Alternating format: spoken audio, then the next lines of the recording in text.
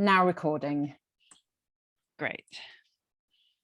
So just to repeat, this session is being recorded. So if you do not wish to be recorded, then please either change your name or turn off your camera now. So thank you very much, everyone, for joining us this morning for the second National Welsh Allotment Forum.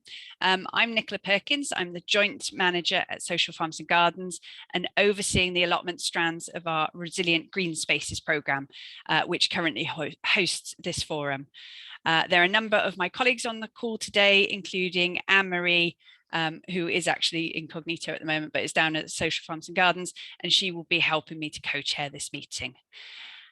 So this is the second meeting of this group. The first meeting took place at the start of April this year. We'll look back on that in a moment.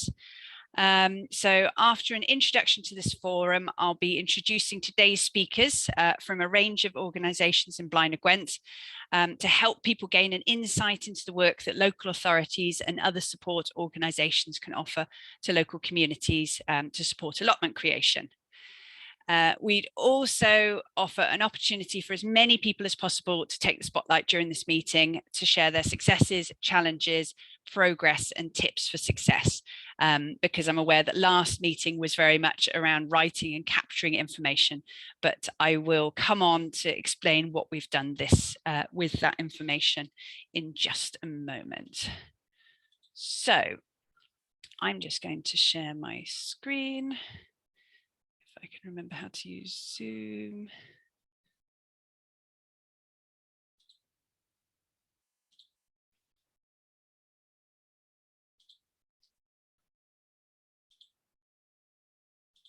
Oh. There we go. Right. So just to give a bit of an overview as to why we're here today. So as I mentioned, I work for Social Farms and Gardens. This project is funded under the Resilient Green under our programme called Resilient Green Spaces. We're hosting this allotment forum. It's a partnership project, and these are the logos of all of the different partners that are involved. Through the Resilient Green Spaces project, which ends June next year, the team will be supporting the creation of 600 new and reviving 200 unused allotment plots across Wales. We're planning to create and share a wide range of resources to support the creation and the development of allotments across Wales. And we're also developing and hopefully getting this allotment forum to a place where it could potentially be self-sustaining. So the project as a whole, Resilient Green Spaces, has a focus on improving green infrastructure and relocalising food systems using communities and the green spaces as the driving force for change across Wales. So just to look at those 3 points in a little bit more detail, in terms of our allotment creation work, all of the information about the project is available on our website. Anne-Marie will be posting these links into the chat.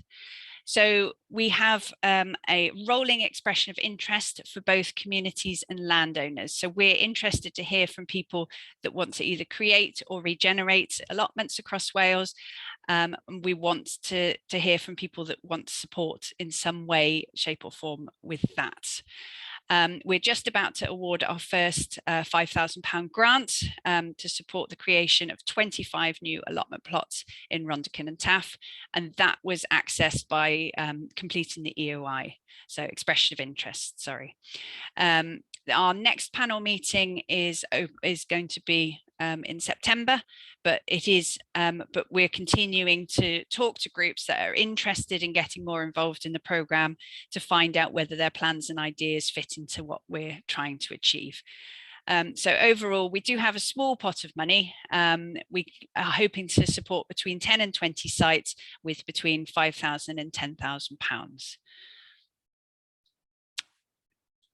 So the second part of our work is supporting allotment creation through providing a range of resources through our allotment site management toolkit.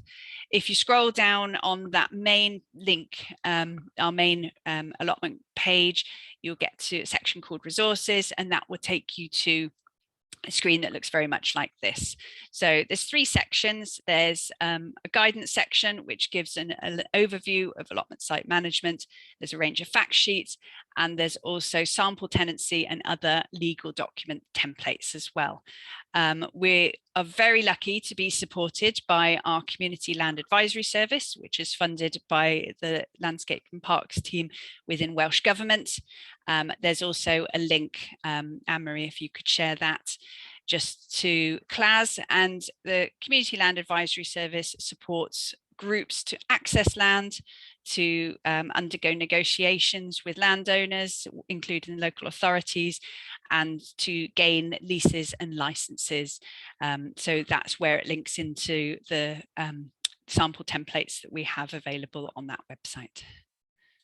Can I just say that Lucy's also posted her email address in the chat.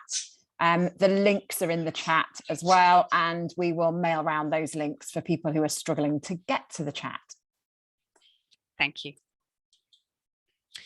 So the third part of the project, as we mentioned, and the reason why we're here today, is the Welsh Allotment Forum.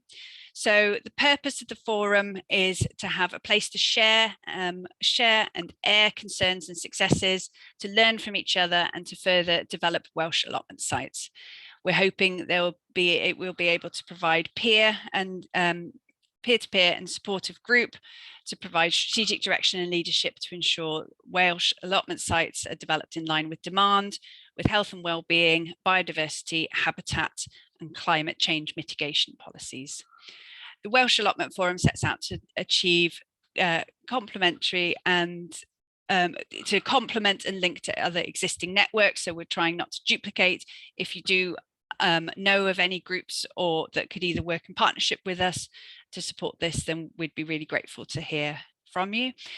We also want to support landowners and managers to provide successful allotments.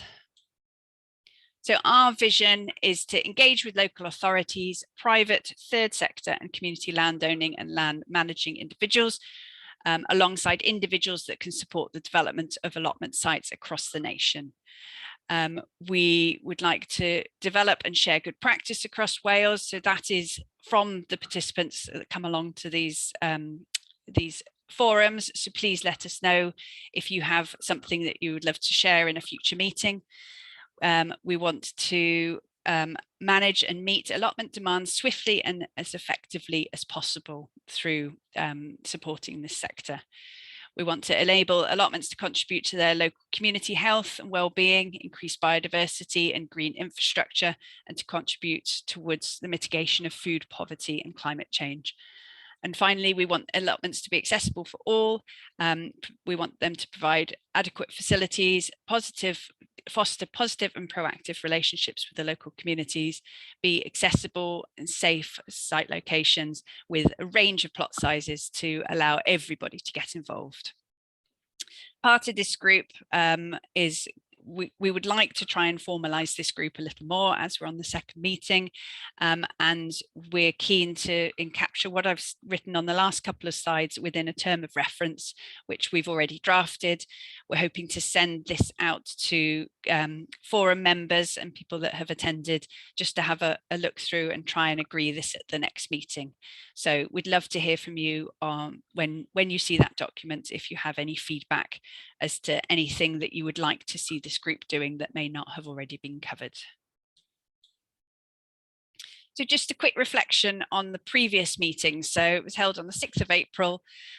We were really pleased to have fantastic attendance of over 50 people, with representation from Welsh Government, landowners, communities who are currently managing or interested in allotments, from housing associations, community councils, sustainable food coordinators, Natural Resources Wales, from schools, a range of support organisations and projects, and also from local authorities. We spent a lot of the meeting actually focusing on trying to capture what the challenges are, and a few other slides which I'll come on to in a second. But we use this system called Jamboards to give everyone the chance to share your thoughts around key topics. So the second half of today's meeting will focus more on open floor discussion, as I was conscious that there wasn't a lot of airtime last time. So we asked people what the challenges were to allotment creation in Wales, and we've tried to group them into different themes. And internally within Social Farms and Gardens, we've responded to your comments to make internal notes as to how we can start to take what you've told us forward. So we asked you around the challenges, and you identified that government and the council are particularly, there are challenges around communication and who to contact. We're going to be exploring this a little more in today's meeting. You also identified that funding and finance is a challenge, land access, resources and capacity, training, skills, and also legal and liabilities. Good morning, it's Caroline. Can anyone hear me? Yes. Hi, Caroline. Thanks for joining us. That's okay. A few IT issues. Unfortunately, the signal here is not great. So I'm finding my works, but I can't use my works for a Zoom meeting. So I'm just going to do the best I can. Oh, well, thank you. I'm going to be, oh, you've just come into the waiting room. So hopefully you may be able to join, but I'll be introducing you in a few minutes, if that's okay. Yeah, absolutely. Lovely. Thank you. Thank you. Okay, so we asked you also about the opportunities and you said that communities can make a difference, but we've got strong messages that need to be communicated to the right people and in the right way. So for example, the benefits of growing to combat social isolation, we need to support training and skills development. And there's already a lot of good work going on via support organisations, but there's more that needs to be done, such as accessing underused land from housing associations, hospitals and universities, just to give a few examples. So I just wanted to let you know that we're currently working with a range of housing associations, and we're keen to develop a charter to promote the idea of creating allotments or growing spaces in new housing developments. I also just wanted to quickly mention that Welsh Government have also made a commitment to extend their financial support for local authorities to create new and regenerate existing statutory allotment sites for this financial year and potentially for a further 2 years. So at the last meeting, Simon Pickering from Welsh Government gave a presentation around the work they had done last financial year.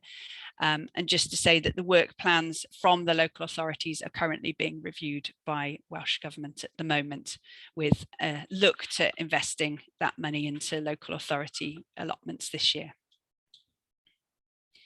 And finally, we asked around the support that's needed to create allotments in Wales. And the answers that you came up with were training and skills development, practical and legal support, around accessing land, finance and funding, to streamline and improve and support communication from local authorities, and in also networking and communication. So we'll continue to refer to these fantastic sort of sources of information and address as many as we can of these points and concerns through our work within the forum. So at the last part of the meeting, we asked around what role this forum can play. So I just wanted to think around asking basically some questions as to get some sort of feedback on the best way you felt to take these ideas forward. So thinking around creating community connections and networking. Some people asked for networking to be within their local authorities, maybe between local authority areas, or specifically around making connections that are beneficial. So I'm guessing that's more skills and experience based. Do you think that these connections could be facilitated using a closed Facebook group, for example? If Social Farms and Gardens were to administer that, would that allow people to get involved and have those wider discussions with people that they might meet on these meetings, or even just ask questions like, is there anybody in the Cardiff area looking to set up sites or trying to access land? So what I'm going to do in a minute after I've run through the other couple of questions is start a poll. So I'd love to get some feedback as to what people on this meeting think today. So bear that in mind. Would a Facebook group be useful as a way of allowing this forum and the members on it to communicate outside of meetings? So secondly, we're looking at engaging and offering training, initially specifically for local authority officers. We've done a lot of work with local authority officers in the past through our CLAS programme, but we're looking at offering something specifically around allotments. But we were wondering about the people on this meeting, whether you would find it useful for us to offer training around, for example, how to find and apply for funding, maybe topics like how to set up a group, whether that be a friends of, just a simple constituted group, and other topics really around allotment creation. So I'm going to ask around training in a second. And then finally, I was going to ask whether you feel, in terms of the idea of sharing best practice, opportunities and perspectives and solutions, whether you're happy that that should be the focus of these meetings. So what I'm going to do now, if I can stop sharing, is I've had limited success with this in the past, but I'm going to try and launch a poll to ask you these questions. Or these, Anne-Marie, right. It says, I'm logged in from another device, so my polling is inactive, which means, are you able to launch the poll? I believe I am. I'm going to launch the poll then. There's 3 questions on it. I think last time we did this, people were ending the polls. So if you could not end the polls, that would be great. Just answer the questions. Fab. So I'm launching the polls now. Can everyone see them? Marvelous. That's very good. And I can't again. Okay, so hopefully, I don't know whether you can see all 3 questions at once or one question at a time. So without clicking end poll, the first question is, do you think that connections and networking could be facilitated by a Facebook group? Yes, a Facebook group would be very useful. No, I'm not a Facebook user. No, I don't think sharing in this type of forum would be useful. So if you could give an opinion on that, that would be brilliant. Can you see all of the questions, Anne-Marie, or just the, Katie's nodding, great. Okay, so second question, would you like us to offer training around how to find and apply for funding, how to set up a group and other allotment creation skills? So yes, that's a great idea. No, we've got the skills we need, or no, we're getting support on these things from elsewhere. And then finally, are you happy that the focus of these allotment forum meetings should be to share best practice, opportunities, perspective and solutions? So has everybody managed to complete the poll? If you can't see all the questions, you can stretch the window that's popped up. And if you could answer them, we've nearly got everyone responded. So there's a couple of people who've not answered, maybe one person.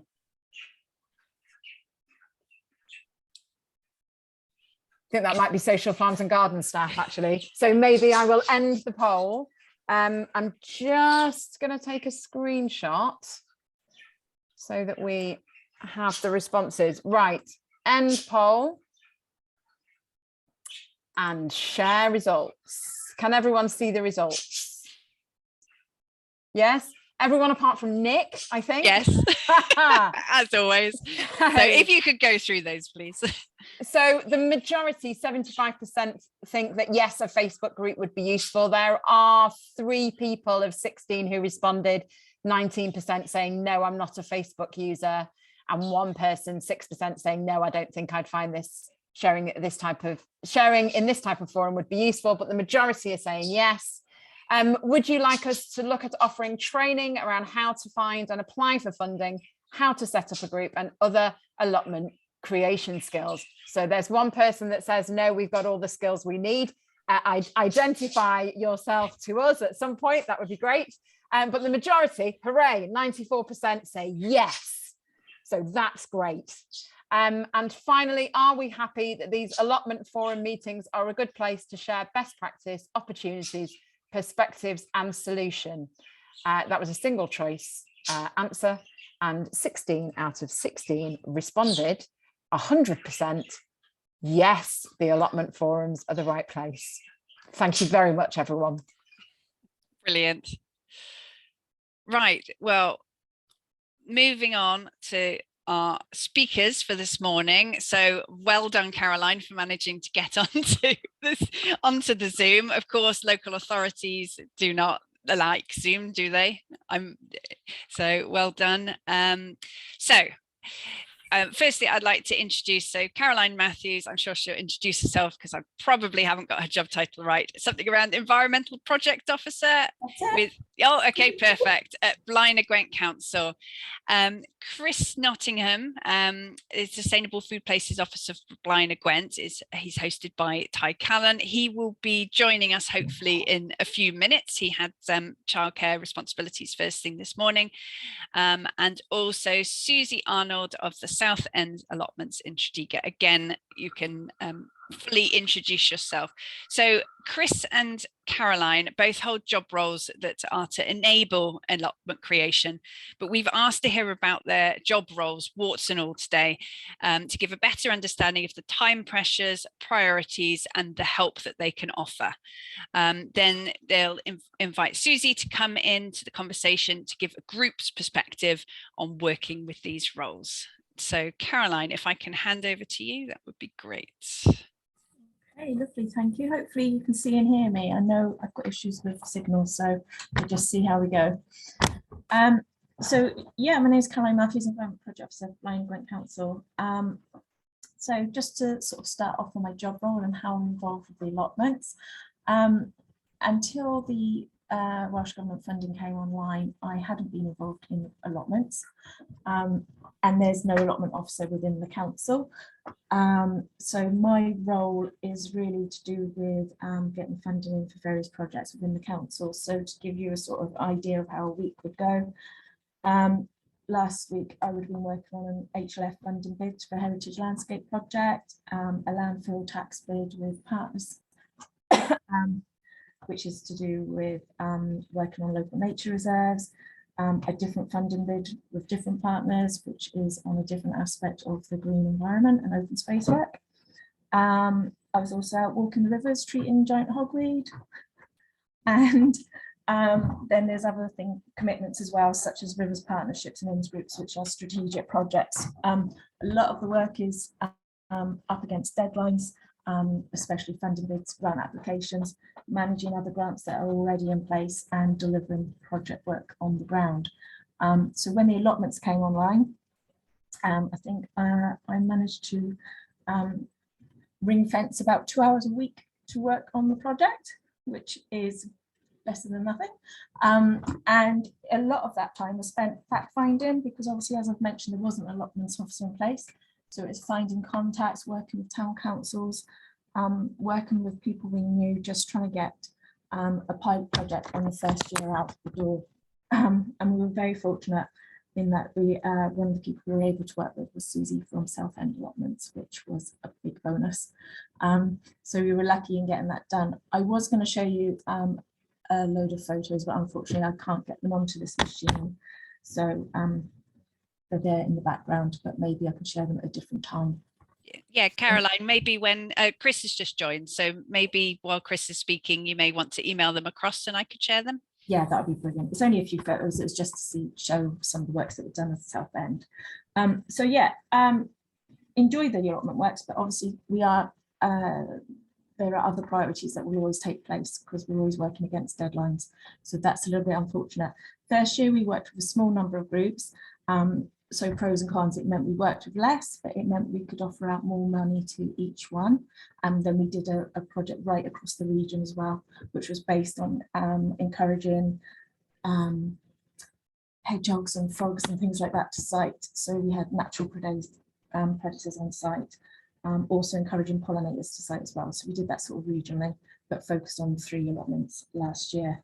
Then we carried out a consultation project ready for this year. So we're working with 9 to 10 allotments this year. So less budget, but still widening the people we're working with as well. And also there's opportunity for some of them to get extra funding through the town councils for some of the works that they want to do as well. So it's just bringing in a little bit more funding for them. And then we've already started to plan works for the following year as well, because that will be more contractor work and they will need tenders drawn up for that work. So it's a different approach again next year. So that's sort of where we are with that at the moment. The funding, like I said, the first year we went one allotment in each valley, and then this year it followed on the back of a consultation exercise we carried out last year. We do get asked for some new allotments to be set up, and it can be a lengthy process. That's the only thing I say. There's one that we will approach towards the end of last financial year, and hopefully we'll work with them this year and get everything in place ready to go for next year and then include them in the programme next year. The estate, there's been quite a lot of change with estates. So it's just getting everything in place can take time. Just because it's council land, it's not straightforward that we can just go ahead and deal with it either. We need to find out who within the council it sits with, what they've got it earmarked for, where it fits into any development plans. So even if it is council land, it's not a question of we can say yes or no straight away. There's still further investigations that need to be undertaken. So that's a very brief summary of sort of what we do and where we are within the council. But happy to answer any questions, anything anyone may have at the moment before I pass on to Susie.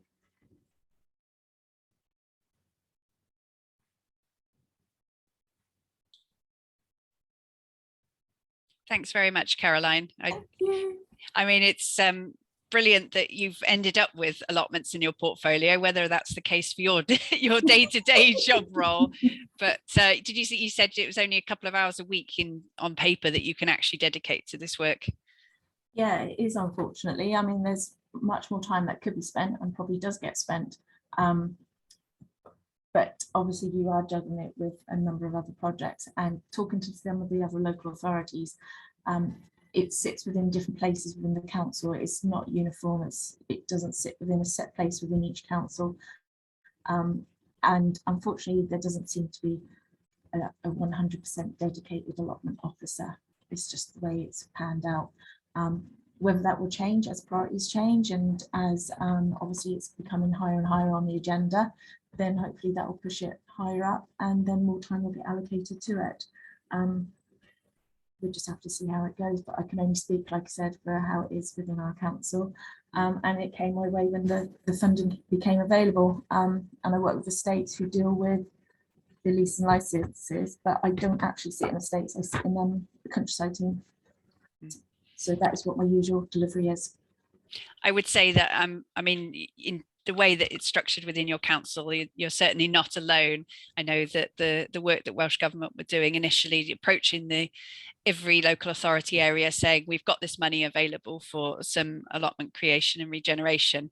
It wasn't easy to pin down the right person within the councils, and there were a few that Social Farms and Gardens was supporting, and it was being bounced from person to person to person. And some of them just got to the point where they weren't able to make use of that money because there just wasn't that dedicated time or resource to be able to scope out the project. So it's disappointing, but hopefully they've managed to pick it up this year.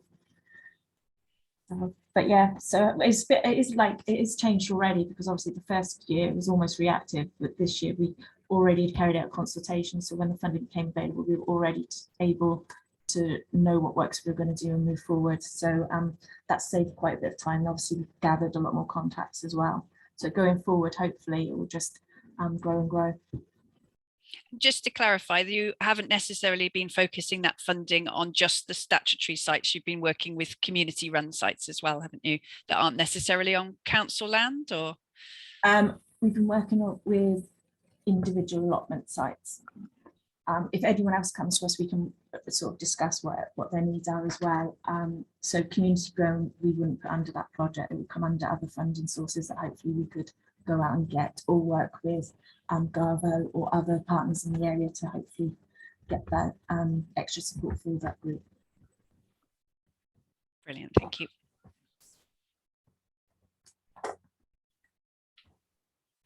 Did you want to hand over to Susie now?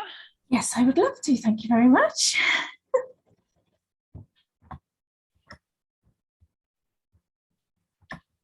Susie there? Yeah, she's just unmuting.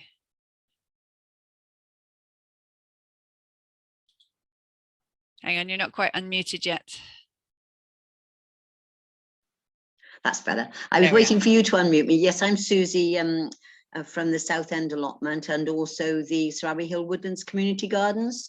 So which is a new project, and we've managed to link them up. Anyway, first of all, may I say we're extremely grateful to have Kaz on board, because up until she came along, I'd been at the allotment site for about 15 years, and the funding was really, really small, about £300 a year from the town council and the members, £350 a year, which when you've got major infrastructure to do on an old site, which ours was, which was very, very run down with very few pathways, and it was in a hell of a state basically. So we'd slowly over the years managed to save up the little bit of funding that we got and do one set of steps. And then when Kaz came along, we were able to get rid of our horrible rickety old shed and build a new storage area, put new infrastructure in. So that made a huge difference. And also having some of the plots cleared, which made a difference. But with we're still in the situation. So I just stick with the allotment for a minute, and I'll go on to the community gardens afterwards, which I've actually managed to join the two. But with the allotment, every time we approached any funders, like Grantscape or something like that, they would say, how many people does it benefit? And we've got 11 plots. So obviously nobody was interested in us because we weren't big enough.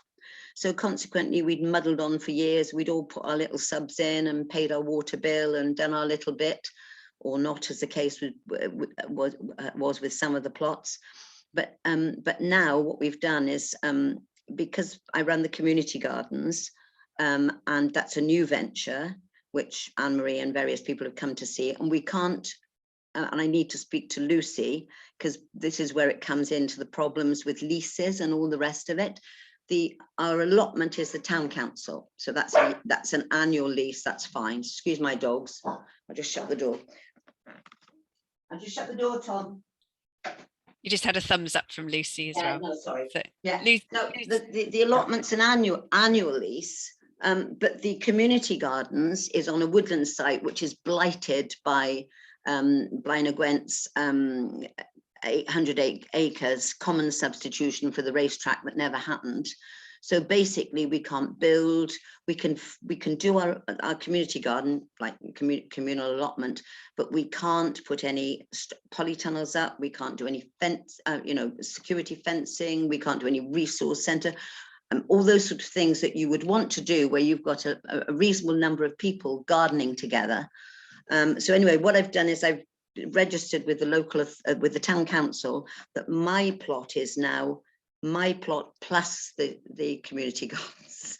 So it's a win-win for the allotment and for the community gardens, because we can put our polytunnels, our fruit cage and all the rest of it up there. But the allotment will benefit from having, who does it serve? It serves the community. So it's gone from just being 11 people to being, there'll be loads of people going there. But Kaz's funding has made a huge difference to us, and I'm hoping that it's going to carry on. And it's very difficult. We've got some new people coming in, and it would be interesting to know how we, the training would be really good, because we've got some youngsters coming in, and we've got the old timers who don't like change. I had to do a poll round them to get their permission to be able to talk to you about Southend Allotment, because one of them said, you need to call a meeting if you're going to talk to people about the allotment, But anyway, I phoned them all and they all said, yeah, no problem, no problem. So really it was just the one. But anyway, yeah, it's difficult to, my argument has always been that when somebody comes to take on a plot, it should be fit for purpose, and they're not, are they? You go, somebody says, oh, you can have that plot over there. It's 6 foot high in brambles and full of rubbish that people have thrown over the fence, etc. One of our allotmenteers, she paid £200 for a skip to clear her site before she could even start. It's a lovely level site right next door to the park where her kids are playing, but there's trees hanging over it. So nothing grows. She's done 2 years with nothing growing. But it's very difficult because they've got the trees. I don't know if anybody else has got trees around their plots, but they've got T-posts on them. So consequently, we are only allowed to do very minimal amount of work. So basically that one plot is useless, you know? So I don't know what the answer to that is. I don't know if anybody else has had that sort of problem. We've worked with Tai Calon, Blaenau Gwent, the lottery. This is on the community gardens, but I'm hoping that having joined the community gardens with the allotment, that we'll be able to open up the funding and be able to do things like have an eco toilet, you know, have all the infrastructure in properly, have each plot done properly and accessible, and have like a water tap there and all that sort of thing, you know. So and we've also joined with the food partnership. I did my first veg box yesterday, which was really nice to be able to take stuff from a variety of the community gardens and the allotment. And it's quite good if you go to the other allotmenteers and say, oh, if you've got any spare plants or if you've got any spare veg, can you let me know? And I can use it for the community gardens or to take to the local community centres. But my main big thing I want is the out of the forum, because I think a community garden, I know it's a separate entity from an allotment, but we're trying to achieve the same thing, which is growing food and sustainably, organically as much as possible, and providing the local community with a space to learn about growing food, and perhaps they'll take the plants home and grow them back in their own back garden. But so we really need to get over, so if Lucy could get in touch with me, really need to get over the problems we've got with the woodlands so that we can do that properly there. That's basically it, really. That's me. I'm done. If anybody wants to ask me anything, I'm here. Anybody else got the same issues?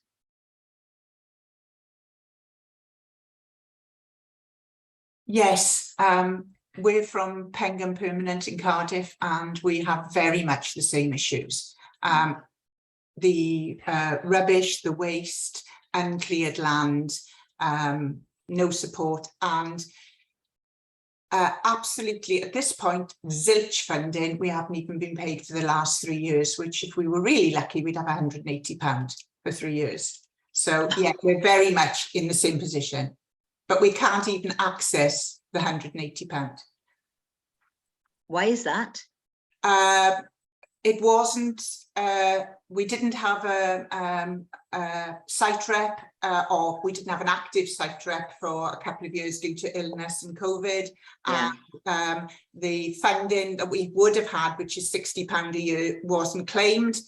And so we've been asking for it retrospectively. But have you been to your local members? Because we were having like £50 or £100 from our local members.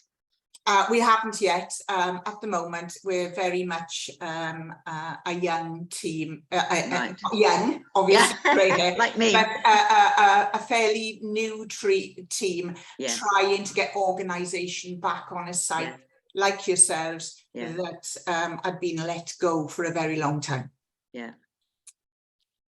So all the same problems. Camilla, do you want to come in? Yeah. Yeah, right. I'm not actually on the same site. And what you were saying, Susan, about funding, if you're a community group, there are lots of funding streams out there. But of course, you need beneficiaries. You cannot have an application for £10,000–20,000 to benefit 30 plot holders. No one's going to give you money for that. But if you are a community group and your beneficiaries are your community, as Exactly. in we are delivering food to the refugee and asylum seeker centre, to the local community pantries, to the local food co-ops, and we are providing, like you said, places for people to come and enjoy gardening, then of course there's plenty of money out there. It is competitive and you do need skills, which is, I was the one person who said, yeah, I've got those skills. But when you're talking about, is it for local authorities to apply for funding? Because good luck with that. I don't think we've got our allotment officer in Cardiff, we've got the capacity to write funding bids, to be honest. You know, they've got a lot on their plate. But if it's community groups, then somebody else mentioned Garvo. Every local authority has a third sector council. Ours is called 3CSC, and they will help you with funding bids, whether it's VAMP or Garvo, whatever it is in your local authority. There will be our Garvo is very good. Yeah, a third sector council that will help you, but you have to have beneficiaries, you know, to raise money just for a couple of plot holders. Yeah, that's where the win-winners come in with us, with the community gardens. And so I think a good idea for allotment is to have a community plot within their allotment site. Well, ours is gifted, or we've got one already. Yeah, yes, that's what we've done. But I'm saying it would be good for other allotments to do that, because it would open the funding pots for them. Yeah, but you'd still need to think, well, is this for the people who use this, the community plot, or is it for the whole site? Yeah. And if it's for the whole site, then they need to apply as the site. Yeah, yeah. Yeah, which our site is, because of Dawn's work and Davey's work, we're now in a position where we can get constituted, we can form an association, and we can steam ahead, which is brilliant. But it's taken a while just to get to this point, to be honest, partly because of COVID, but because of the work Dawn's done, we're now in a position where we can move ahead with it. But the funding shouldn't be a problem for community groups, really shouldn't. Thanks very much, Camilla. You've brought up some really, really important points there. Lucy, did you want to come in? Yeah, just to say that I'm familiar with the local councillors that have visited the other Pengham allotment site, and the allotments community champion, Jane, who is in Cardiff Council, have been very helpful on the other Pengham across the road site. So we'll help put you in touch and you know, get the council on board with you. For anybody that hasn't read the chat, Lucy is heading up our community land advisory service within Social Farms and Gardens. Caroline, did you want to come back in? Yeah, it's just a quick reminder, really. I did touch on it briefly. If your allotment is linked to a town council rather than a county council, quite often they'll have small pots of money that you can access as well. So it's worth just asking them what's available for you. Yeah. Shall I just share those photos that you've sent me as well? Yeah, you can do.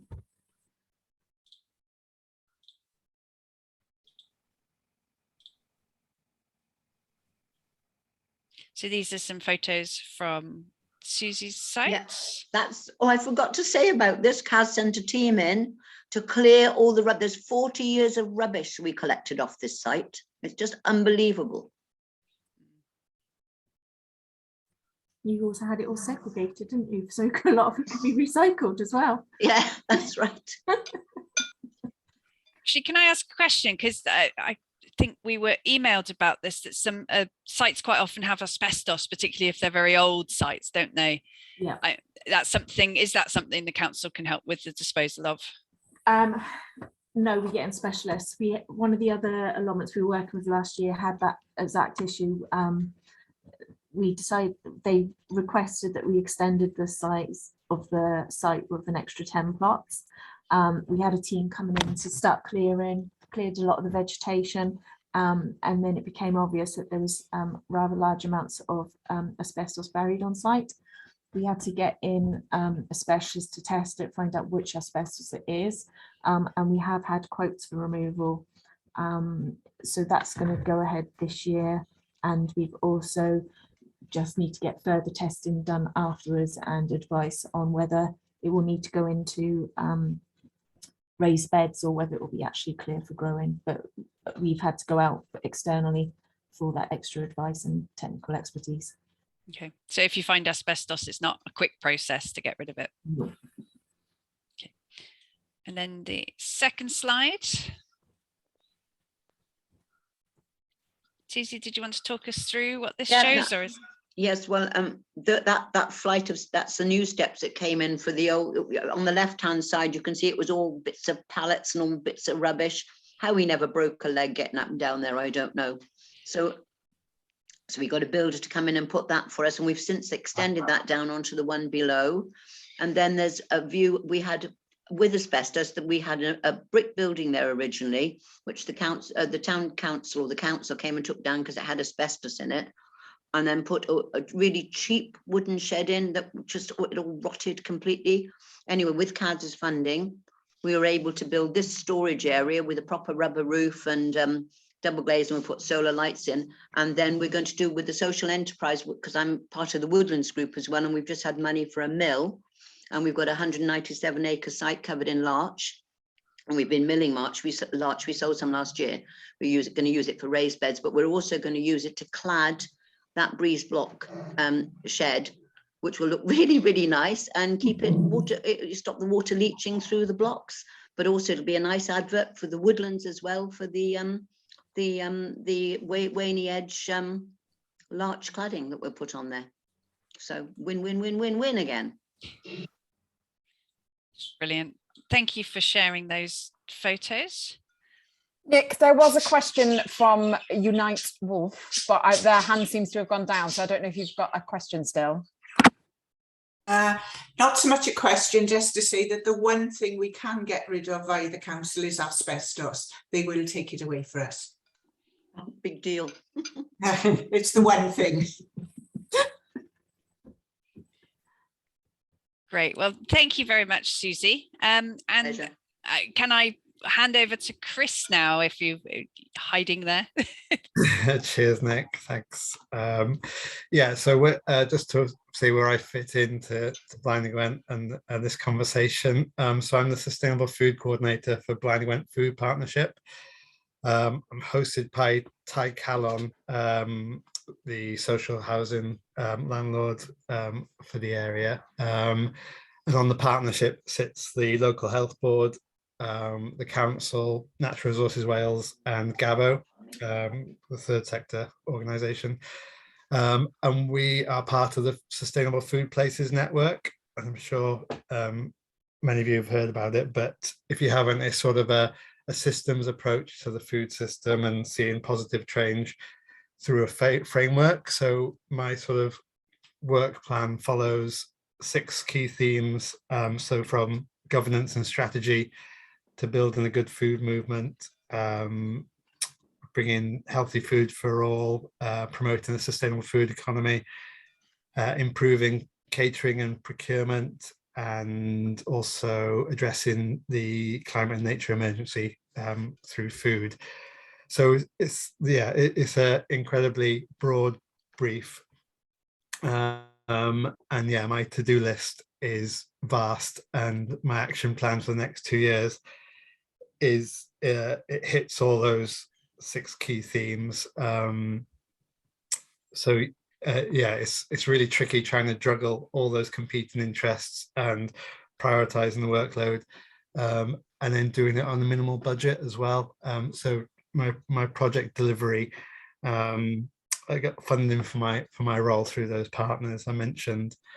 But then if I want to see it, so it's all about joining up the dots, coordinating the network, and sort of bringing people along with these issues, and then sort of to see development of projects that fit in with that delivery plan relies on sort of external funding bids. So yeah, key projects I'm working on at the moment is sort of Healthy Start awareness, building the surplus food redistribution network, working on a Sugar Smart campaign, creating healthier food environments with a pilot project on the high street, doing a schools food citizen workshop program, and also looking to develop Tai Calon land for growing food. But yeah, the funding for that, I think that project is like £1,800. So I've got really good, Tai Calon's got a fantastic amount of land, and really engaged CEO, and has backed this sort of using land for land growing. But yeah, challenges to set that up is sort of yeah, the money, my commitment, my time commitment, and also sort of getting engagement with groups to try and, like, I don't have the capacity to sort of handhold groups to get them established. I need sort of yeah, buy-in from them to sort of be really proactive, and sort of also navigate the choppy waters with seeing that approved through other parts of the organization, so like estates and that. So if they've got land earmarked for new houses and things like that, how do we sort of juggle those competing interests? And yeah, like Kaz was saying, they get approached by various people about like who owns that bit of land, how can I use it to grow food. So trying to separate that into how do we create a process. And I think, like Kaz was saying, that resources are really stretched, and there's no specific officers to do that. The council estates team are sort of under-resourced. So can we fit that into my role and bring like a central resource? So hopefully this year we'll have a website which we can direct people to, and sort of lay out the requirements on like what the process is, how do we identify land, where's the need, how can we look at this process of mapping it. I mean, I think the timeframes for mapping what land is available is sort of, like, we'll be lucky to see it in the next decade. So it relies on sort of groups getting together and being proactive about it. And then we've got to sort of look at those, how does that fit in with the checklist? So what are the environmental concerns? Like a lot of Blaenau Gwent, sort of the land might be contaminated from sort of the industrial past. Is it suitable for growing food on? What are the health and safety concerns? What have planning got to say about it? Can we sort of get sort of a meanwhile use lease agreement with them, so we can just jump on and get food growing, be quick and active on it. Yeah, and like, is the land serviceable? What's the legal restrictions? Like Susy mentioned, there's sort of commons land, there's grazing land, and all sorts of arrangements that we need to be aware of. And then the problem we have is that we get some interested individuals or groups, and then when we start talking to them about bringing a sensible plan, like maybe have you engaged with the local residents? Have you got sort of site plans? Where are the paths going to be? What fencing are you going to do? Like, what's the third party liability for insurance? We've had issues in the past where there's I can't remember what it was, maybe Kaz knows, but yeah, there was some insurance claim when someone tripped over walking back late at night from the pub, and the council had to pay out 10 grand or something like that. And then, yeah, so bringing my work in with sort of the community asset transfer team and how we can work together to have like a cohesive, sort of a more straightforward, streamlined process, but also we've got all these other things to juggle. Because yeah, it's sort of a keen interest of mine to promote food growing and see more people try, but how do we get those new entrants into it? It's been a real struggle, because like I'd love to get Susy's skills out there into the people who are just starting, but like, she's got time pressures, and I can't sort of, yeah, I can sort of maybe get some plug plants for people, but I can't then teach them how to bring them on. So yeah, how do we bring all those resources together and get people connected? I think one example to flag up as well, which we've all been working on in our own little way, is that there's an allotment site, Gethley Crigg Road, that was this sparkling sort of allotment / community growing site, which had loads of money pumped into it, and it's got like a classroom, beehives, shipping containers, like all the infrastructure that you could dream, like it's absolute dream. I drooled over it. Yeah, it's what we all picture when we think of like the site that we'd like to be part of. But we got the phone call when it was like the post-apocalyptic, genuinely post-apocalyptic event happened, and it had just been left to rack and ruin. The classrooms rotted, the brambles are above your head, like everything is just back to, it's probably in a worse state than it was before they converted it. So now there's a group in there that want to start that process again. You're just like how do we, like they want to do it in private allotments, and like you say, the funding, like luckily they've got some Tai Calon residents, so I can sort of nurture their interests with a bit of funding that I can stream into. Kaz can support with her funding, but for the success of this site to come back, we need that sort of funding through the community schemes, and just trying to bring all those things together. And then how do we ensure that that doesn't happen again? That's the struggles that we're facing, and sort of we really want to see these things sort of develop and succeed. So that's my perspective. It's engaging people. I don't quite know how we go about doing that, because in most other areas there's like 10-year waiting lists for allotments, but not in Blaenau Gwent. We might have 1 or 2. We have got some younger ones come in on our site, but there isn't. They'd rather go down to the KFC, or it's really, really difficult, because I think as food gets more expensive and people realize that by growing their own that they can actually contribute to their weekly budget.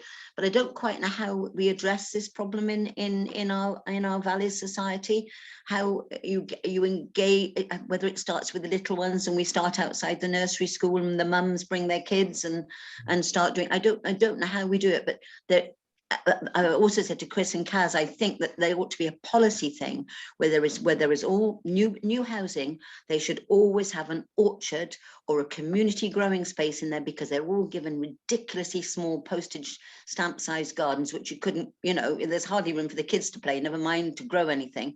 So there should be the facility for them to be able to grow stuff on site, but also for it not to go to rack and ruin. There should be some, I know it's an ideal world, but there should be some sort of oversight so that they are used properly and function properly. I mean, I'd throw it out to everybody. What do you think? Before you get a response from that, there's also the Tai Calon houses historically have got really good gardens. So how can we sort of encourage them to use them? How can we get that opportunity fulfilled? And like we did that project together, Susie, where we delivered plants to community groups to sort of the Flying Start, the social services. The Soil Association, wasn't it? We did it together. What with the Connect for, there's really good engagement at that level, but how do we get, how many of those plants succeeded, do you think, and how do we get that to be a sustainable learning and skills platform for people? So Chris, how many other people, how many other sustainable food places officers are there across Wales in different regions? Just to put you on the spot. 8. Right, so it's still a newish initiative, and different local areas need to apply through and have a host organisation to be able to get their own sustainable food places officer. Yeah, that's right. The dream is for it to be at every local authority, and it to be enshrined in sort of a Wales Good Food Nation bill that we can get through government, through the Senedd, and make it sort of law that we address these food system issues. Okay. Is there any type of website that's got contact details of other sustainable food places officers for anyone that's interested, whether there's maybe from different region in Wales, to find out if they've got a local one and contact? I'll drop the Food Sense Wales website into the chat. Brilliant. And what you mentioned quite rightly, it's brilliant that you're hosted by Tai Calon, and in general, housing associations, any initiatives that involve their residents, there are opportunities to apply to housing associations for small pots of money, sort of make it happen type grants, aren't they? Yeah, that's right. So, are there any more questions for Chris around his work and his aims? I mean, I know he was working tirelessly initially, weren't you, trying to engage with farmers, trying to get more land available for growing. And then I think you were getting stuck in a similar trap to us within social farms, is that we've got land offers, we've got communities looking for land, but actually trying to match the two together is a real task in itself. Yeah, definitely. It's sort of, where do you find the balance between making it happen and waiting for it to happen? And yeah, it's a slow process. Can we suggest to councils as well, when they do planting schemes, that they do more edibles? You know, edible hedgerows. When you come into us, there's a great big plum tree, and I go there every year and just help myself to the plums. But I mean, obviously, we don't want to make it dangerous. I wouldn't advocate putting it in the middle of roundabouts. So I have seen hens in the middle of roundabouts. But you know, like, but the edible hedge, instead of putting a pyracantha hedge or something around a housing estate site, why don't they say, well, you've got to put edible hedges or edible plants on the edge of your site? You know, again, it's a learning exercise, you know, for people who live there. They suddenly realize, oh my God, we can eat this, you know. Yeah, and we could certainly raise it. I know for some of the areas that we need security fencing, we've been doing edible hedgerows instead. Yeah, good. Yeah, I mean, it's the same with tree planting as a whole. It's, why don't you plant apple trees or other types of fruit trees? Exactly. I will say that within Resilient Green Spaces, we also have an orchard strand, which is being led by Social Farms and Gardens. Being on it was great. It's great. So yeah, just you'll be able to get back from the original links that Anne-Marie posted in the chat. So, okay, well, if there aren't any questions, I mean, obviously we can continue conversations, but thank you very much to Caroline, Chris and Susie for taking time out of your very busy days to come along and share a little bit of an insight to your role. So just noticing that Simon Pickering is still on the call from Welsh Government. I know he said that he did need to leave at some point. Simon, are you there? Or is he in the middle of something? Yes. Off. Fantastic. I mean, thank you very much for joining us this morning. I just wanted to, if you don't mind, open the floor to ask if anybody wants to ask any questions to Welsh Government about the work that they're either doing with local authorities in terms of the funding at the moment, or if you wanted to ask Simon any more tactical questions around policy or allotment legislation. I mean, I'll kick off in saying, I know you've had requests in the past from local authorities to see whether they could fund an allotment officer. And unfortunately, the money that you've got is capital money, isn't it? So it's just something that you can't fund under that scheme. Yeah, that's right. It is capital money that we have at the moment. And we are looking for sort of on the ground delivery, you know, to support local authorities in the roles that they have. So we have 750,000 available this year, and we put it out to all local authorities automatically. It's done by formula. There's a base amount. Half the money is distributed as a core amount, and then the other half is based on households. So you know, it's the proxy for you know, demand essentially. So there is a formula, and we ask all the authorities to put forward a work plan outlining projects that they want to undertake, and you provided that work plan meets the you know, meets our criteria, that's fine. That they're awarded the money.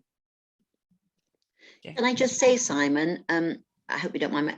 The capital is all very well, but I think it's come up from lots of projects that people have been on and things. It's the continual maintenance of the original thing that is so important, whether it's infrastructure, whether it's the allotments or community gardens, or if somebody gets a grant to do something, say in the woodlands, if there's not, or tree planting, if there's no continuing management money for afterwards, for a follow-up, then very often that capital grant is very often wasted. Yeah, absolutely. I recognise that you know, it's only part of the solution, but hopefully it does make a contribution. Oh yeah, absolutely. The criteria that we have put down, I mean, hopefully does start to address some of those issues, some of those legacy issues. I mean, yes, recognise the issues and challenges with capital. That's what we have available at the moment. But just in sort of recognition of that, we'd like, you know, we do sort of prioritise the creation and of new sites, or the resurrection of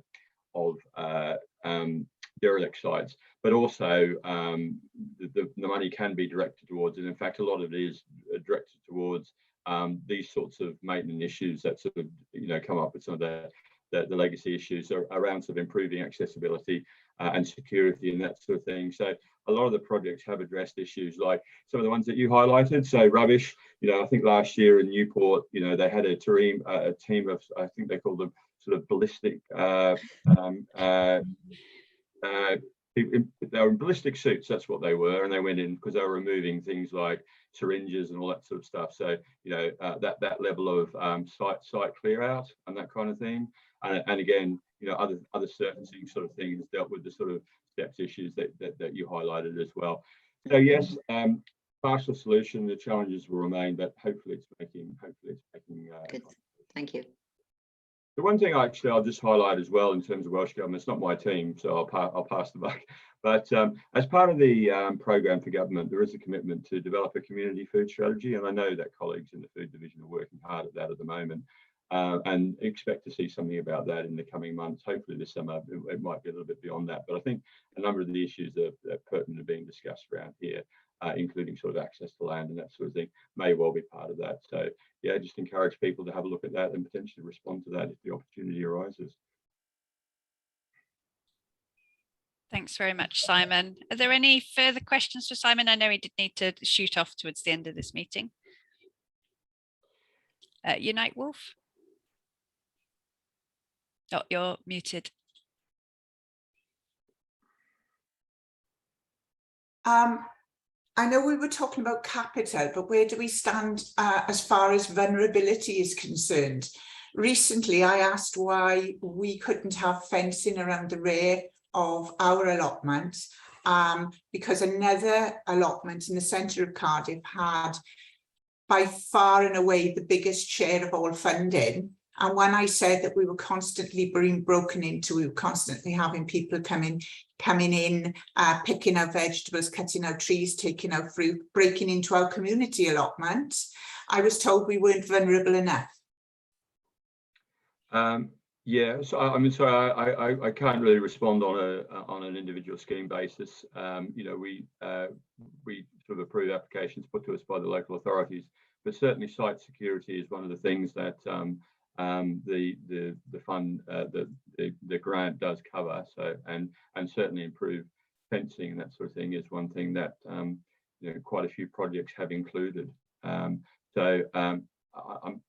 afraid I can't offer any more insight to that other than to say that it is encompassed by the funding that we do make available. Okay, thank you. I think this is one of the challenges of roles like Caroline's across all the local authorities. It's making sure that they're aware of your issues and the challenges that you're currently facing. But again, they need to try and prioritise where the money should go. So like you say, you're not classified as vulnerable enough, but actually I think it's keeping those communications up, and I'm sure Lucy can help you if you don't have those contacts already, talking to as many people as you can and until there is that opportunity. Okay, thank you very much. Thank you, Simon. Okay, so this is now, we've got 40 minutes left of this meeting. I think this is a good opportunity for us to just open up for some wider discussion and introductions. I know there was, I think it was Robin possibly that was quite keen at the beginning. I said there was an opportunity to introduce yourself in the chat, but actually if people wanted to take a couple of minutes now just to introduce yourself, it's not compulsory to talk.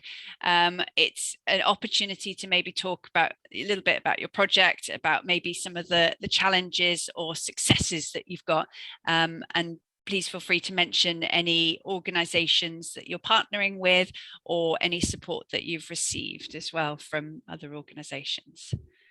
So would anybody like to put their hand up? Oh, Camilla. Right, Chris and I have both been part of a year-long project run by the Soil Association called My Food Community, and they're just going through the application process. We were cohort 1 for the next cohort, and that was a brilliant opportunity to look at how we get really good food for everybody in our community. So it's not just about community growing, it's also about, like, we're lucky in Splot, we've also got a food co-op and community pantries. And I want to just get a little plug for that, My Food Community. Have a look, maybe some of you might want to have a go at it. And I suppose that's the other thing. It's the joining up with allotments just being one part of making good food accessible. It's getting allotments to sort of look outwards a little bit. And I know Pengham Pavilion opposite us has done. And there's probably half a dozen community allotments in Cardiff that are really pushing the boundaries and opening up that link that's Susan was saying, how do we get people to really understand the link between what they're eating and food growing, especially urban food growing? So that links. So I just to plug for that. And thank you very much for hosting all these at Social Farms and Gardens. We've had a lot of support from Lucy in the past when I've been like at my wit's end trying to, you know, I know what we're doing is great, but you know, I need my local authority to appreciate it. You've been absolutely fantastic. Thank you. And the next. That's great, Camilla. Thanks very much for that. I will say as well, I mean, you were saying about making food growing as a whole more accessible. The work that Keep Wales Tidy are doing through the Local Places for Nature programme, offering the development packages. I know your group has had... there's been 4 in our neck of the woods. Yes. Railway Gardens, the latest this weekend. So there's the development packages, which are sort of fruit, and then you've got the opportunity to apply for the development packages, which are the 3 raised beds. I can see Debbie on the call. I wasn't too sure what part of Keep Wales Tidy you're from. I don't know whether you'd like to say something at this point about Local Places for Nature. Don't feel obliged though. Hiya. I'm the project officer for Blaenau Gwent, so I've only recently become coming post really. So I'm part of the Carroll Company, which does a litter picking and litter hubs, plus the Local Places for Nature. So yeah, as Nick just said then, we offer 3 different ones this year now. We've got starter packs, which are slightly smaller beds, but they're good ones for just community groups or allotments wanting to make a little bit of an impact on the community. And then we've got the development packs, which are slightly bigger packs in total. So they like, you get a shed, you get raised beds, get the plants, get trees, get about £7,000 to £8,000 worth of a complete package really, which is a great little kick-off for any allotment group or school group. Allotments can apply for the food packages. We've been telling people if you go for the starter pack first, you can apply for the development pack at a later date. So you'll end up with a big massive package at the end. And we've also got orchards as well. So that's kicking off in September time to be planted up in the autumn and the winter. So yeah, look on the site, have a little gander, see what you can find, and then contact your local project officer if there's anything on there that you need help with. The forms are pretty simple and there's a fast turnaround at the moment. So they go to panel about 1 to 2 weeks time. So it's a very fast turnover. So make sure your site is ready to have the equipment, and then you get help from project officer to set up the actual equipment and stuff. Okay. Yeah, I think this is the 3rd year now of Local Places for Nature. Social Farms and Gardens are really proud to be involved, and if your group applies and is successful in a food development package, then it will be one of us or our field officers that are out and about to help design the site. But like Debbie mentioned, one of the things that is so helpful is the fact that the officers have that time and expertise to be able to install the garden. So it's a real boost. And if you're looking at allotment sites, back to exactly what Camilla said around, you need your community plot on your wider allotment site to help be able to pull in that funding. Actually think about maybe using this as an opportunity to make an accessible community plot. So we'll make sure that that link for the Local Places for Nature on the Keep Wells Tidy website is posted in the chat in a second. Helen, if you wanted to come in now.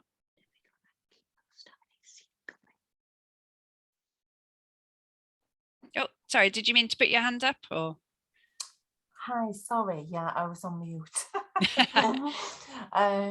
Yeah, no, it's just been amazing to listen to all the information and all the experiences that people have really kind of shared.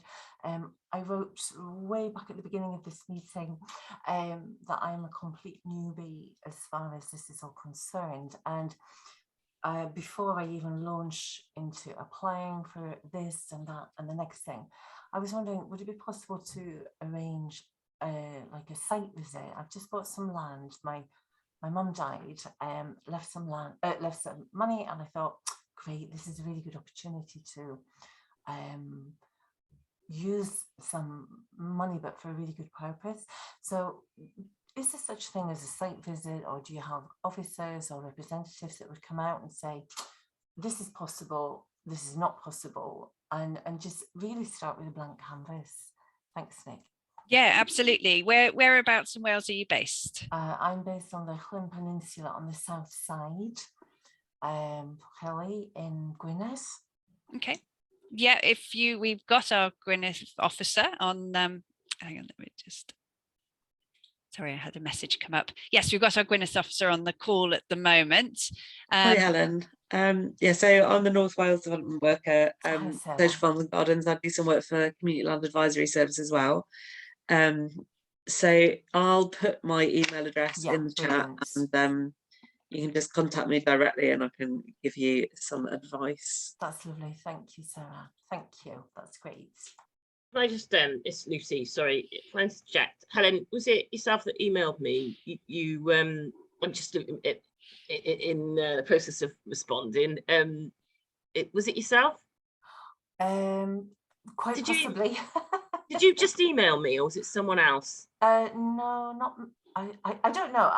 I've written to Social Farm and Gardeners, but anyway.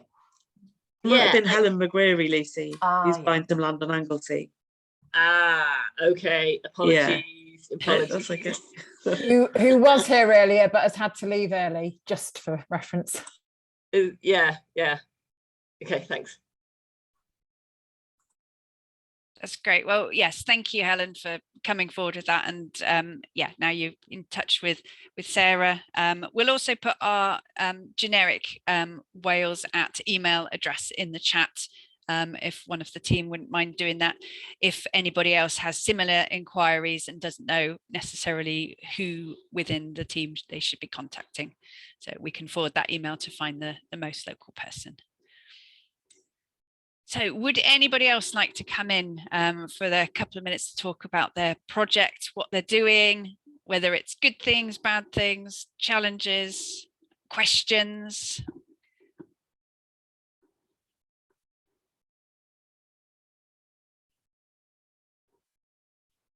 We have quiet. Oh, yep, you're Night Wolf.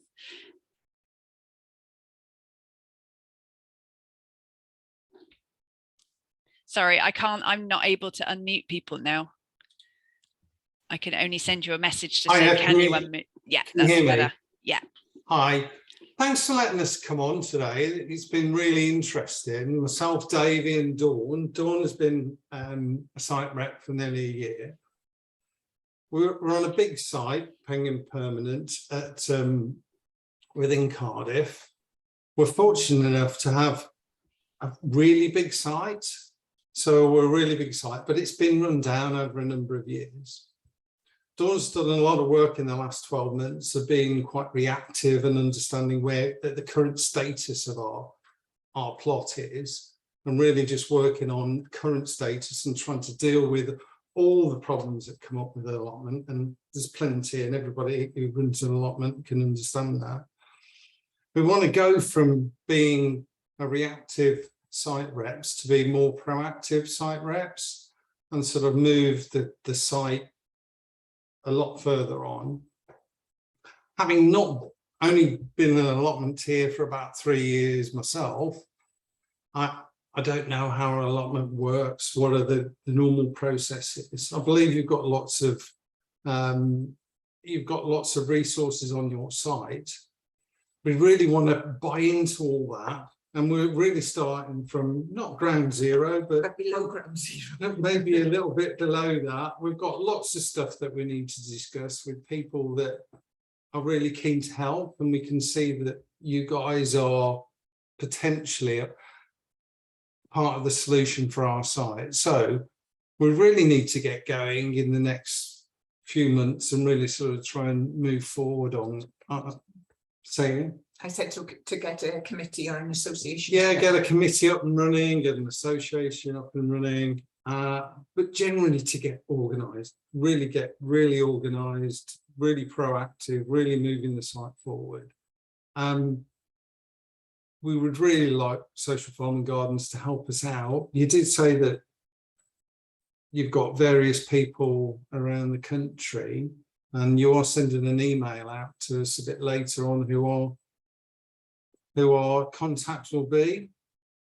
What can we expect? Can we expect a site visit? Can we expect I don't know, can we do a meeting or move it forward? How does it normally work? What's the normal process? Lucy, did you want to come in here? Yeah. So I'm quite happy to come out and see you. You're not far from me. I'm in West Cardiff, but I know the area well. Happy to come out and talk to you. Did Camilla say she's on the same site? Yes. Yeah, I know the site. So yeah, quite happy to come and talk to you. We've got Lisa Williams, who runs our Edible Cardiff programme as well, who she perhaps I could get her to come or perhaps offer you some advice. But obviously we've got lots of resources we can point you to with regard to setting up a committee and getting organised. It's not my specific area of expertise, but I've been with Social Farms and Gardens for 9 years, so I can certainly perhaps start you off and point you in the right direction, and get some links with the council as well. Okay, we have got links with the council already through Celia and Rosie, etc. It's just, I think we've got to sort of develop our future strategy ourselves, really, and sort of move it forward so we're clear and everybody understands where the allotment's going and in the direction it's going. At the moment, it's very reactive. Problem solving, putting out various issues around the site, highlighting them up, which is general day-to-day allotment work. However, we really need that sort of forward direction on where we want to go. We've got ideas, but we've got issues all over the place on our site, to be fair. Yeah, sure. I'll come out and visit you, and we'll. That's brilliant. Thank you. Yeah, we'll take it from there. Thank you very much. Thank you. I think it's fair to say that we don't necessarily have a magic formula for what we offer sites. We try to offer as tailored advice as we can.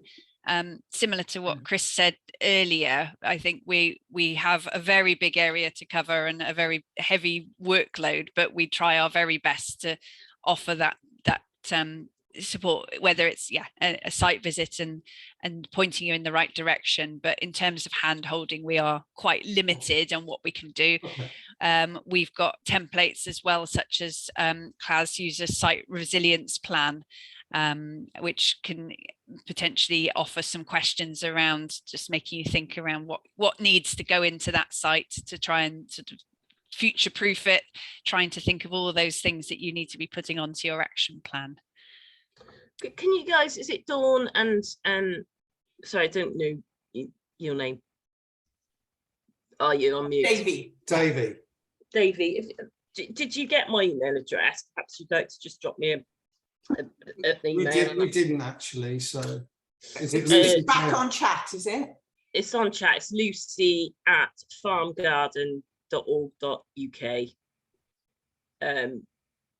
Even if you just send me a blank email, I'll know then who you are. That's brilliant. Thank you very much. We appreciate it. Thank you. All right, no problem. Right. Cheers. Right, I'll just invite Susie to speak and then Anna, if that's okay. Oh, Susie, you're muted. But yeah, sorry, I can't unmute you directly. I can only ask you to unmute. I'm not that powerful anymore. Sorry. Yeah, I'm just thinking about, why haven't I applied for the KWT thing for the community gardens? And then I suddenly realized it's to do with the blooming lease. You have to have, I think you have to have 10 years, 10 don't years. you? Yeah. Yeah, well, that's again where we're stymied with the council only giving us a 3-year lease. Because of this thing that's held over our head because of they want to develop 800 acres of peat bog. You know, I mean, it's crazy. So that's something else I need to talk to Lucy about, because I thought, why haven't I accessed the KWT? And I remember reading about it, and that's the reason. I could do it on the allotment site probably, but we need it on the community garden site. That's where we need it. Yeah, exactly. Anna, can I invite you to come in, and then Camilla? Hiya, yeah, I have a question that's got a couple of strands maybe. So so I work as a community support officer with Gwent Council and with particular areas in Gwynedd, and I'm working with more and more community gardens or allotment groups, because especially the community gardens are just springing up all the time now, which is wonderful.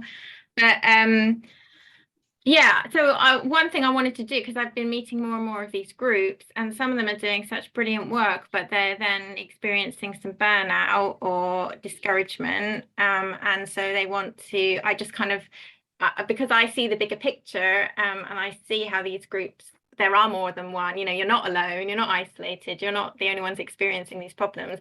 I just want to bring them together. So, you know, I thought, well, can I set up some kind of network? But I mean, this is effectively what you're already doing. And so I think it might be more a case of directing them to yourselves. But then I guess I have a couple of questions around that. So you mentioned that the first allotment forum was maybe 50 participants.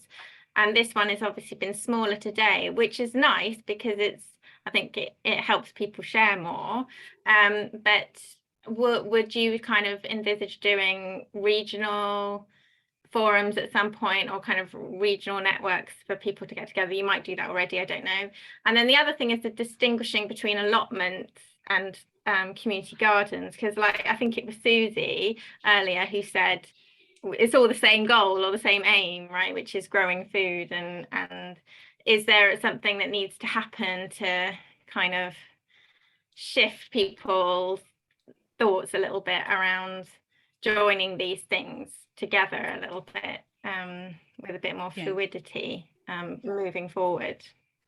So, Sarah, did you want to come in? Yeah, go on. Yeah, so the funding that we've got at the moment is this Resilient Green Spaces project, but our previous project was heavily networking based. So we used to run regional gatherings, like, you know, 4 times a year. So in North Wales, I'd have 2 in the west and 2 in the east.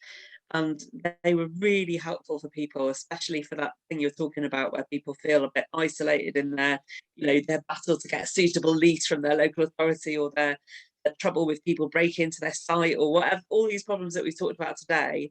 When people get together, they realise that they've got the same issues, but also like the same successes, and they go away from a face-to-face gathering like that feeling really sort of, you know, rejuvenated and ready to sort of carry on doing what they're doing, and other people have seen the value of what they're doing, and that's really great. And we would share local food, and have some sort of skill sharing session in the afternoon where people could learn something from each other. You know, it would always be a group member teaching everybody else something that they'd learned that was really helpful. So they were really great. We don't have the funding for that at the moment, but we're hoping in the future to go back to doing some more of that.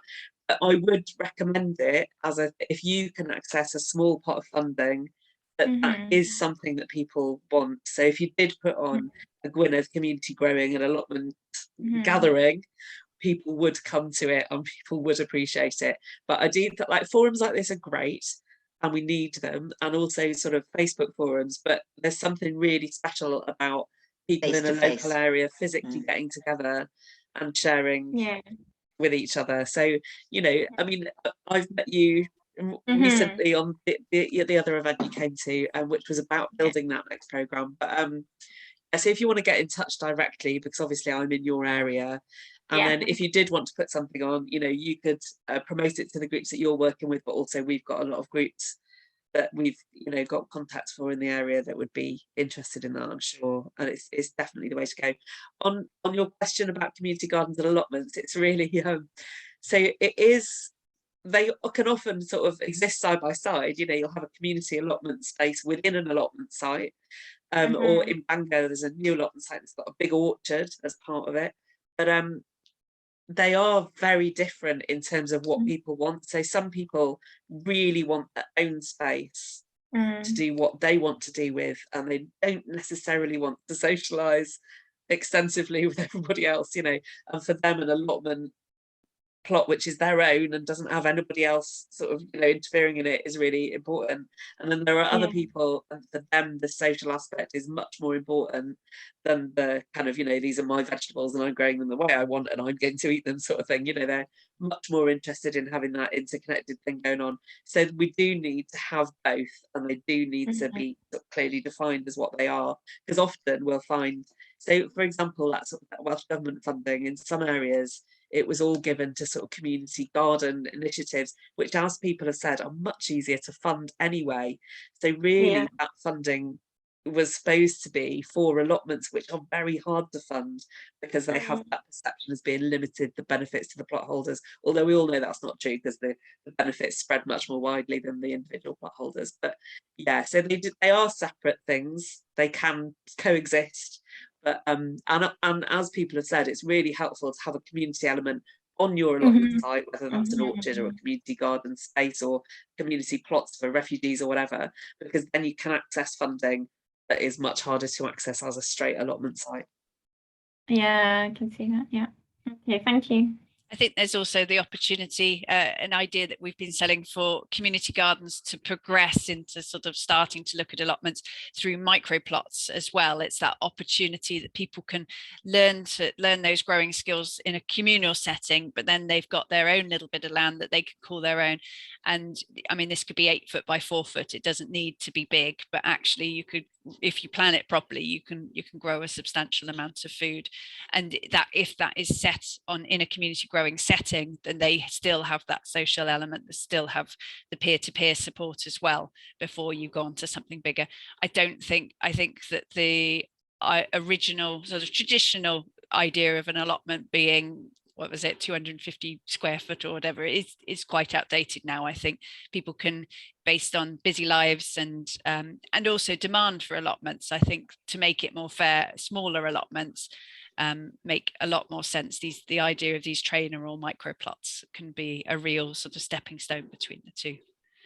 And also the good thing is there's oversight then, isn't there, with these micro plots. If they're not looked after, then you know you can step in then, because what happens, these big plots on allotments, they go derelict, but the person still pays their dues every year, and it's really hard to do anything about it. Yeah. Camilla, you had your hand up, and then move on to Robin after. I think people have allotments for different reasons, and there are quite a few people who just want to have it on their own space. But we've got a green flag, and the idea that an allotment site is part of the circular economy means plot holders do need to work together in a little way. And we've got a storage area behind our site. Somebody wants some wood, somebody else wants some plastic, somebody else wants some netting. and it means that the allotmenteers are not buying everything all the time. That's working really well. But there are people who don't want to get involved at all. They just want their sites. And yeah, it's balancing it. And having a dedicated allotment officer who can see all this would be helpful. But it looks like Lucy is going to come and help us on our sites. So that's brilliant. Thank you very much, Lucy. Yeah, you mentioned, Camilla, the community green flag. So again, this is another initiative that we work closely with Keep Wales Tidy on. The Community Land Advisory Service and Keep Wales Tidy's green flag they're both funded by the same pot of money from Welsh Government. So the Land Advisory Service, we recognise groups that have gained access to land through a lease. We can support them with a community resilience, site resilience plan, and the outcomes on that resilience plan will directly then contribute to their application for green flag status. So it's like a work in progress between the two programs, and we aim to support sites to gain green flag status as well. So can I just something just occurs to me actually, who was it that was having trouble accessing funding because I had a really short lease?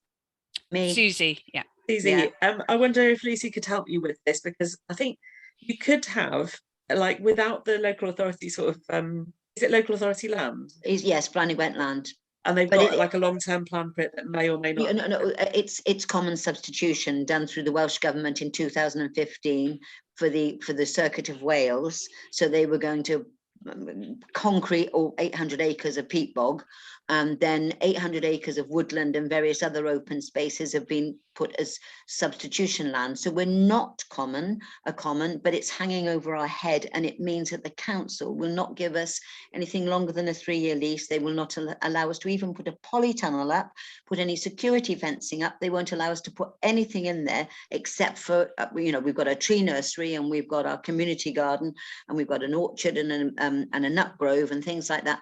But we need to develop to have a resource centre and all that sort of thing, and we can't because of this.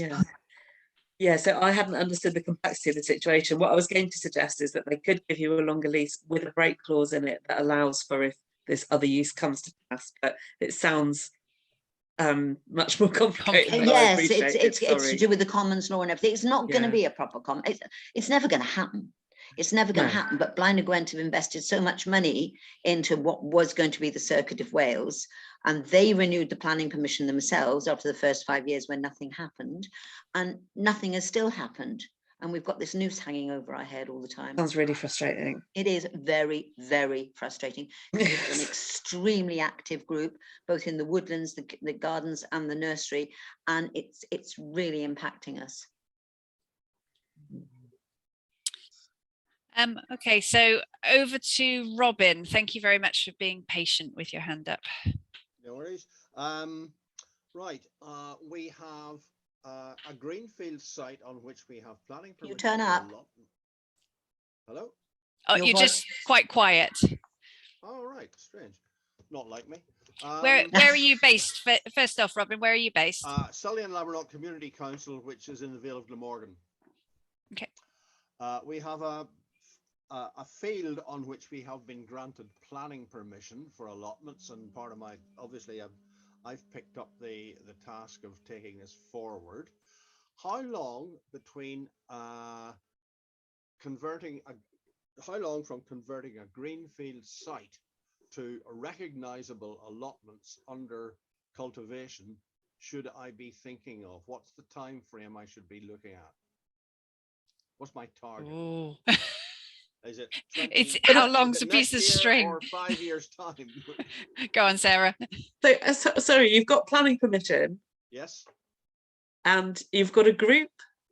A greenfield site, and we've got applicants for allotments, a list of applicants for it. This process has been going on for some years. I won't bore you with the details. Okay. So, I mean, there's a new one in Bangor that was set up. I mean, has it been there a year and a half now? And this was the first growing season. And all we did, was put water in, mark out the plots, and assign them to people.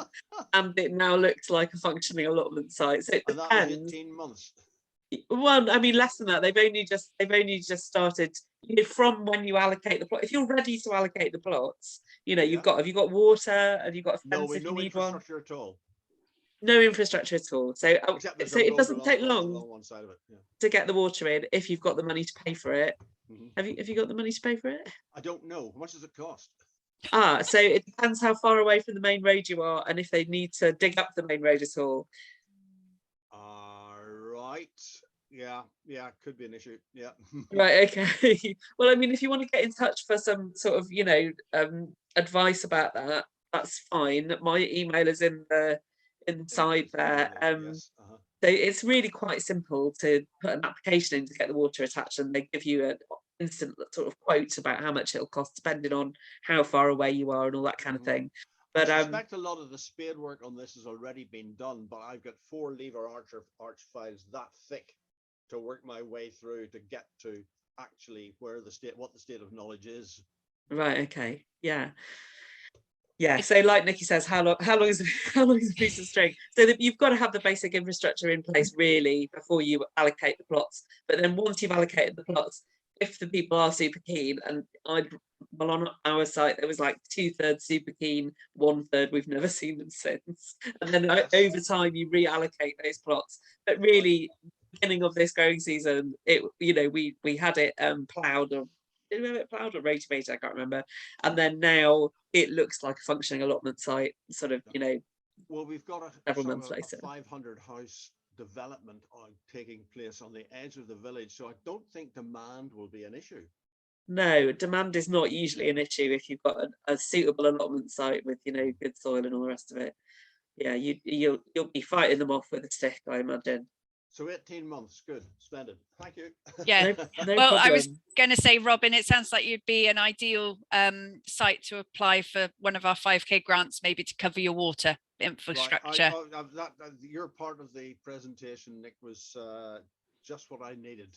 Oh, perfect. So you've got some links now, and yes, you know where to apply for the EOI. Great. Yes. Great. Stick something into there, or drop us a general email, and yeah, we can get hopefully start talking to you and get your site up and running after you've done your 4 lever arch reading. Great, thanks. Cheers. Fabulous. Right. So as there aren't any more instant questions, I mean, I think we'll start to bring the meeting to a close. Does anybody want to make any sort of comments on how they found today? It's really useful for us to get some feedback to understand if this is the good time of day to do meetings, if these meetings are the right length or possibly too long, and whether you found the speakers and our presentation helpful today. So if there's any comments, it would be great to hear them.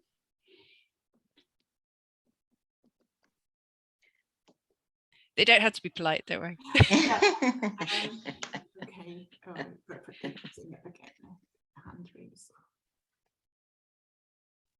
Oh, go on. You can just unmute and speak if you like. Go on, Unite Well, Wolf. Okay. Just to say that potentially evenings would be better because some of us are working in the day and don't have access. But other than this has been brilliant and a real eye opener. And thank you very much. Thank you very much for taking the time to come. Camilla? I think it shows that we need allotment, need organising at lots of different levels, and this one we're looking at like an all Wales level, but there seems to be a need for like a Cardiff level allotment site meeting. So I've heard about them, but I don't know if anybody knows if they exist or not, and maybe some of the queries we're looking at today should be dealt with at a more local level. I think I mean some of it will be catered for under Edible Cardiff, which you're already involved with. Maybe it's having that conversation, finding out at Edible Cardiff whether there's other allotments that are on that group. I mean, we've got a fantastic list of groups that we're in touch with across Cardiff, so it's finding out, I guess, whether there's demand. We know that there are similar allotment sites. Ely Farms have got one. There are allotment sites in Cardiff that are on the same journey as ours, and that would be perhaps a better audience for some of the discussion. But yeah, I guess allotmenteering is a nightmare. It really is, compared to other community land, I think. But we struggle on. I mean, potentially from this call, we could do Cardiff and Vale allotments between the three representations on this call. So that would be fab. Thank Robin? You. That was my next question. And it's really to Bogda, who is in Dennis Pius, which is next door, the next door council to ourselves. I'm just wondering, is she aware of, and I'm not, any allotment site network within the Vale? Because I know there, as I understand it, there are allotments in Lantwit and Cowbridge and places like that.